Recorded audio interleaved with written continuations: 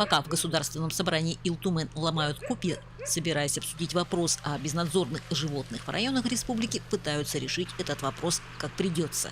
Кто-то организовал приют, кто-то кардинально решает проблемы по мере поступления, кто-то платит штрафы, потому что то и дело возникают прецеденты, в итоге обгрызая и так достаточно скудный бюджет. Работает согласно 498 федеральному закону. Необходимо организовывать муниципальным органам, надо организовывать приюты по содержанию домашних животных в обязательном порядке. То есть вы считаете, это будет решением, да, проблемы? Да, это вполне правильное решение по пути, пройденному в более развитых странах. На бумаге все просто. Отлов, кастрация, стерилизация, вакцинация, лечение и передержка в приюте в течение 30 дней. Фактически, поскольку финансирование на приюты не выделено ни в плане строительства, ни в плане содержания, все сложно. Прорабатываем сейчас вопрос и направляем заявку в департамент ветеринарии. Уже в 5-й раз будем направлять заявку на выделение финансирования на строительство приюта, потому что сейчас зоозащитники у нас есть, готовы заняться этим приютом. Осталось только его построить. Самостоятельно мы это сделать не можем ввиду ограниченности нашего бюджета, но и по полномочиям это все-таки полномочия департамента ветеринарии Республики Саха-Якутия. Поэтому будем дальше отрабатывать вопрос по выделению финансирования. В Алекминске уже который год финансирование на отлов и далее поступает в мизерном количестве. На этот год сумма чуть более 90 тысяч. На осуществление деятельности по обращению с безнадзорными животными в 2024 году выделено 92 тысячи рублей. Это сколько собак? Это примерно на 6 собак. Сколько сегодня стоит собака вот под ключ, грубо говоря? В среднем 14-15 тысяч по утвержденным расценкам. То есть это обходится полностью кастрация, содержание, да? Да, содержание в течение 30 дней. Кастрация, учет. Какие были вот до этого выделены суммы от региона, доведены до Алекминского района? В прошлом году, в 2023, было выделено 132 тысячи.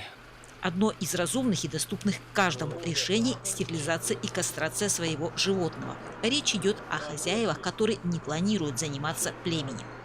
Кого-то удивит, почему мы говорим о хозяйских животных. Да потому что диких собак нет. Те, что бегают по улицам, потомки выброшенных, подкинутых животных.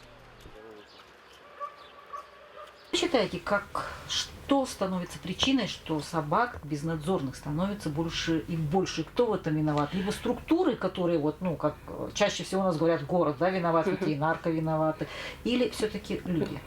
Люди. Конечно, люди. Люди должны смотреть за своими питомцами. Собаки должны быть или в ограде, на самом выгуле в ограде, конкретно, что не открывается, или на привязи, или в вольере. Это, конечно же, первый случай. Они не должны ходить так, потому что вы же сами знаете, что собаки в основном бегают у нас по улице в ошейниках. Вот поэтому, конечно, это значит, сначала надо брать владельцев. Владельцы в этом виноваты. Даже вот у меня, допустим, у меня 3 собаки. И одна у меня на цепи, другая в вольере, а другая просто в ограде маленькая бегает. Вот и все. И они никуда за ограду ничего никогда. Они у меня все чипированные, вакцинированные.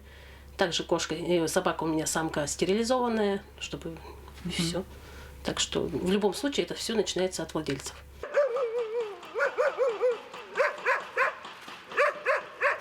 И вот именно тут проблема упирается в глухую стену. На сегодня нет обязательств регистрировать свою собаку. То есть никто, кроме, возможно, соседей, не знает, сколько собак у того или иного владельца. Невозможно и установить, кто хозяин животного, которое находится большей частью на самовыгуле.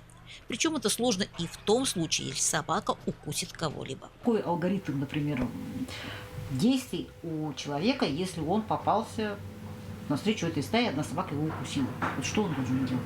Позвонить в скорую в первую очередь. Получить соответствующую медицинскую помощь в виде вакцинации от бешенства.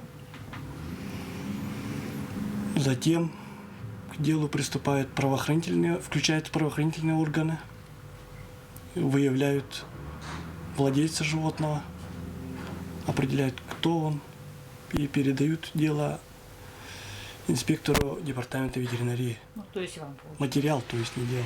Материал передают. В свою очередь, что, какие ваши действия? В свою очередь я выявляю владельца. Нет ничего, что официально связывает хозяина и его питомца, кроме совести первого. Много лет назад был такой порядок, что животные были зарегистрированы, то есть все собаки имели регистрацию по месту жительства, скажем, да, и они стояли на учете в ветеринарии. Вот на сегодняшний день есть такое что-то?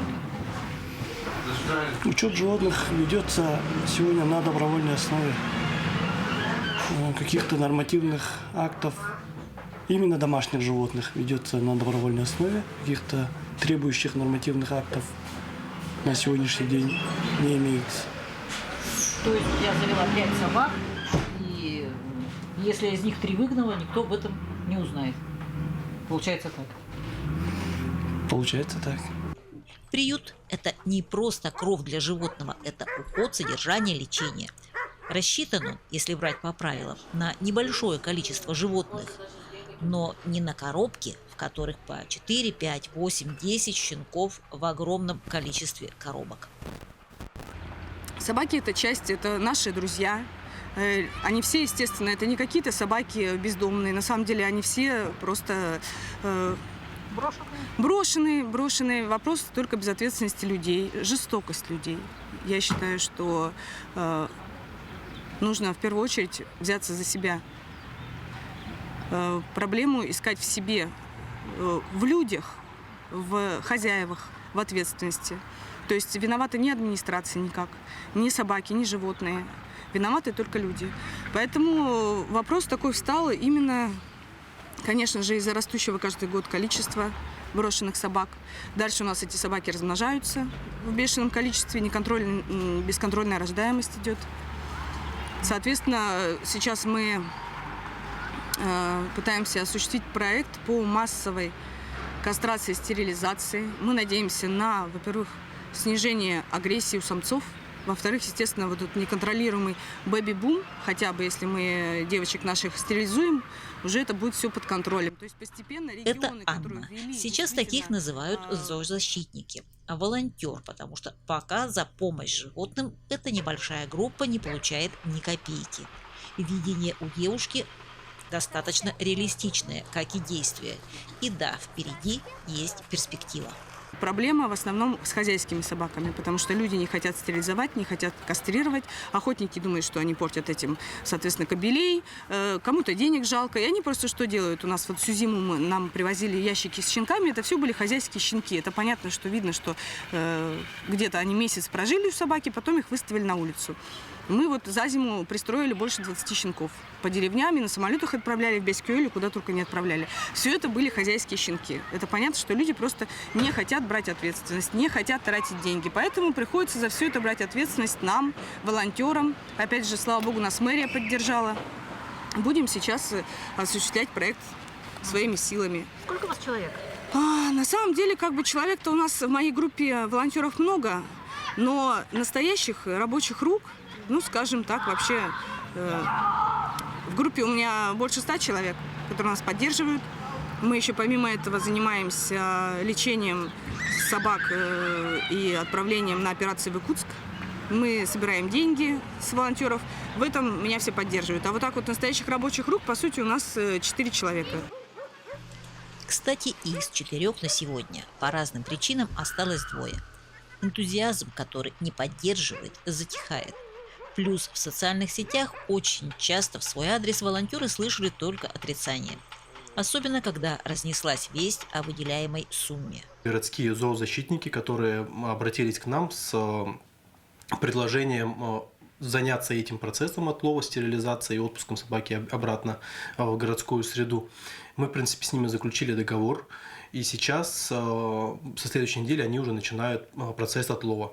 На эти средства, на зоозащитника мы выделили 1 миллион рублей из фонда повышения материально-технической базы администрации города, для того, чтобы максимально быстро, в короткие сроки вопрос с собаками решить.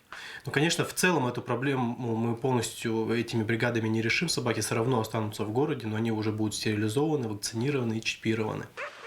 Кстати, деньги на счет еще не поступили, во всяком случае, на день создания этого репортажа. И никто не вспомнил, что эти ребята помогают животным уже давно. Просто так. Ну, город нам финансовую поддержку до этого не оказывал. Вот сейчас по этому проекту нам выделяется 1 миллион на 100 собак. То есть и это, я скажу, совсем немного, потому что это отлов, это машина, отловщики, машина, доставить до места, стерилизовать, кастрировать, чипировать. Прививка от бешенства у нас входит в программу. Дальше, опять же, передержка, кормление, уборка территории это и отпускание на прежнее место жительства. Отчетность. То есть это очень небольшая сумма для того объема, который мы хотим сделать. Кастрация и стерилизация, возможно, и решили бы проблему, но пока нет четко обозначенного закона о регистрации животных, а значит, нет и ответственности. В рамках оформления похозяйственных книг специалистам управления сельского хозяйства Алекнинского района, закрепленным за городом, проводится работа по формированию вот этих учетных книг, где в том числе указывают собаки. Мы также совместно с департаментом ветеринарии, инспектором и полицией проводим подворовые обходы. Ну, так как там есть очень строгие правила по составлению протоколов, как правило, сначала выписывается предупреждение, только при повторном правонарушении уже выписывается реальный штраф. Кстати, сама операция отнюдь не гарантирует, что животное станет менее агрессивным, ведь процедуру необходимо проводить в определенный период. На ваш взгляд, животному поможет быть менее агрессивным кастрация? Ну, даже, как бы вам сказать, скорее всего, нет. Все равно в любом случае охота у них будет, если вдруг это половозрастные собаки. Они все равно по привычке будут бегать. В любом случае, может быть, будут гуляться, как бы они все равно совокупляться будут, но просто безрезультатно, и детородности уже не будет. То есть агрессия, тем не менее, сохранится в силу привычки, получается. Конечно. Инстинктов размножения, который остался. Да. Самое лучшее время, соответственно, для вот такой операции? Возраст животного? С 8 месяцев. Когда они еще ничего не знают и ничего еще не делали, не совокуплялись. То есть, ну, такое. Ты в ответе за того, кого приручил. Мы не должны учить этому своих детей.